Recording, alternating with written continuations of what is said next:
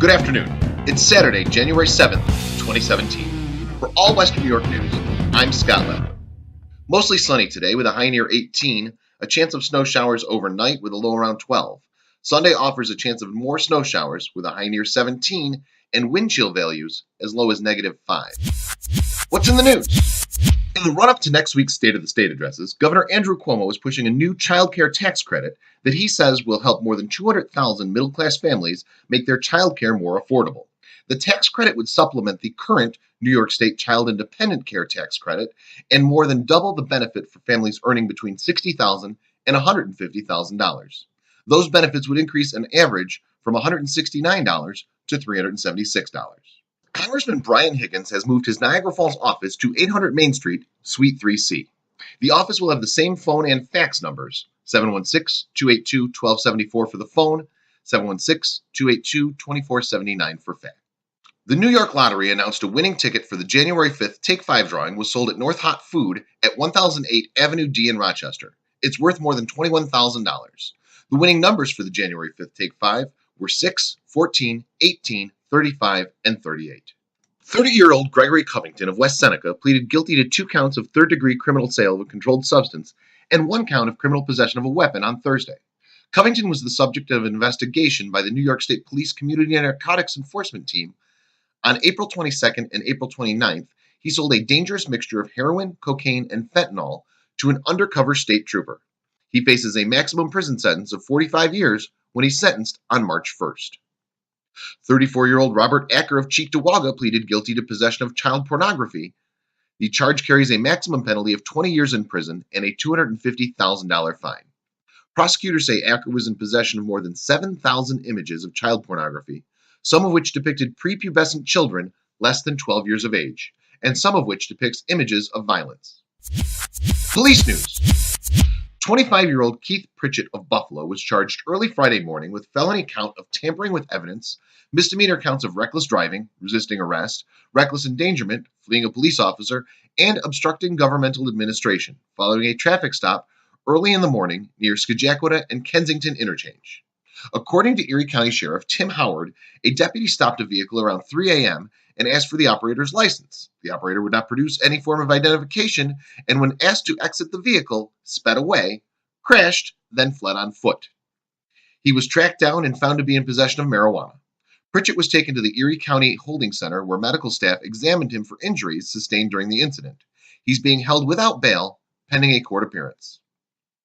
43-year-old Amy J. Kling of Newfane was charged Friday evening with driving while intoxicated while her 2 teenage children were in the vehicle, a Leander's Law violation. According to the Niagara County Sheriff's Office, a deputy observed a black Honda Civic on Sauter Settlement Road, partially parked in the roadway with the engine running. It was occupied by Kling and 2 teenagers. The deputy conducted a traffic stop on the vehicle, at which point Kling drove away. Deputies chased her for approximately 7 miles before spike strips deflated 2 of her 3 tires, and she eventually stopped. While the deputies were interviewing her, it was determined she was intoxicated. She was subsequently arrested for felony DWI, endangering the welfare of a child, and reckless endangerment, along with several other vehicle and traffic charges. She was remanded to Niagara County Jail in lieu of $750 bail. 53-year-old Mark DeBlino of Cheektowaga stands accused of charges of burglary, attempted murder, aggravated criminal contempt, and assault. Erie County prosecutors say that on June 4th, DeBlino burglarized the home of an Amherst woman. It's also alleged that 2 days later, he entered the woman's home again in violation of an order of protection, armed with a sledgehammer. While there, he attacked her and a friend, striking each multiple times in the head with the sledgehammer. Immediately following the attack on the women, the defendant is alleged to have driven to the home of one of the women's parents, attacking her elderly father with a shovel. All the victims are in the process of recovering from their injuries. DeBlino pleaded not guilty and was remanded to jail without bail. An order of protection was also issued, requiring the defendant to avoid all contact with the victims. If convicted of all the charges, he faces a maximum of 75 years in prison. 55-year-old David Adams was charged with DWI Wednesday evening following a crash into a home on Regency Drive on Grand Island at approximately 6:40 p.m. Deputies placed Adams into custody after administering field sobriety tests and a breath test that indicated a blood alcohol content level nearly twice the legal limit. He was charged with reckless driving, criminal mischief, recklessly causing property damage, and multiple vehicle and traffic violations in addition to the DWI. He was released on tickets to a sober third party, and National Fuel Gas crews worked to repair the gas leak that was a result of the accident. No injuries were reported. Sheriff Tim Howard reports deputies arrested 3 individuals on January 4th who had been added to the Erie County Sheriff's warrant watch list over the past month. The Sheriff's Office posts 5 new subjects, including a featured subject, on the official website of the Sheriff's Office, as well as its Facebook and Twitter accounts, each Wednesday, and uses the hashtag Warrant Wednesday. The public is encouraged to visit the website and follow the office to view the weekly updates. Jeffrey Williams and William Brady were added to the Sheriff's Office list on January 4th, while Pedro Sepulveda was added December 14th. Sports. A warning to Western New York sportsmen. The Department of Environmental Conservation issued a notice that websites are popping up that offer to help purchase fishing and hunting licenses. 2 examples are fishinglicense.org and hunting-license.org. Although some of the logistical license information is correct and may be useful, these sites also offer a consumer the ability to purchase time-saving downloads for recreational licensing services. But these services are specifically not affiliated with the DEC. To purchase licenses, go to dec.ny.gov. All Western New York News columnist Bob Confer was recently awarded the Cap Creole Award for Journalism from the New York State Agriculture Society.